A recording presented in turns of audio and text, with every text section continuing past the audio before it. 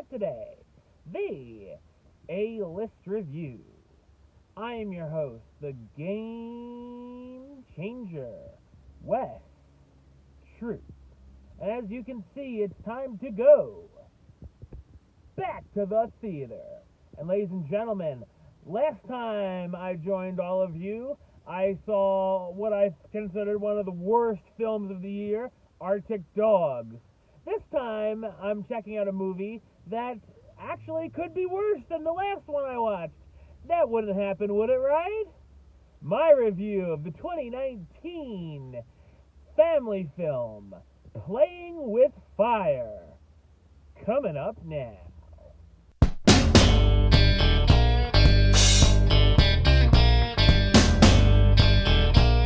A group of smoke jumpers based in Northern California, led by firefighter Jake Carson, get more than they bargained for on their latest call. The firefighters rescue a family of 3 kids from their burning cabin. Jake and crew take the kids back to their fire depot, but when they can't reach their parents, the firemen are stuck taking care of the trio for longer than they imagined. So what did I think of Playing with Fire? I thought it's a ghastly family comedy. After seeing the trailer, this looked like it was going to be bad, but it actually ended up being worse than I had imagined. When the opening scene of the film is the shot of a forest fire with the song Uptown Funk blaring, I knew I'd be in for some real trouble. It actually feels like a family movie we would have seen in the late 90s or early 2000s. I get that it's made for the younger crowd, but the comedy being passed off here as jokes is horrendous. Every gag is painfully unfunny, and the only reason I found myself laughing at all was at how bad the material was instead of with the film.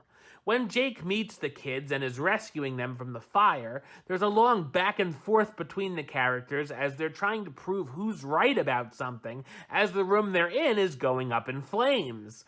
It's supposed to be funny, but just totally misses the mark like everything else. Of course, there's tons of fart and crap jokes, including a scene with Jake changing a diaper in full firefighter gear, and he ends up with poop being sprayed all over his face guard, which shows you what passes as entertainment here. There's some really awful slapstick as well, and the movie is just one bad joke after bad joke after bad joke. We even get some really lame comedy sound effects throughout as the characters just randomly come and go into shots. While the movie could have shown off some cool firefighting, there's really only a couple of rescue scenes, and they make the characters look more like clowns than it could have real-life heroes.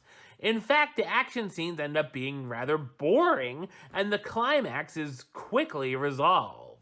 The tone is all over the place as well, as there's some random serious stuff going on in between all of this madness at the firehouse.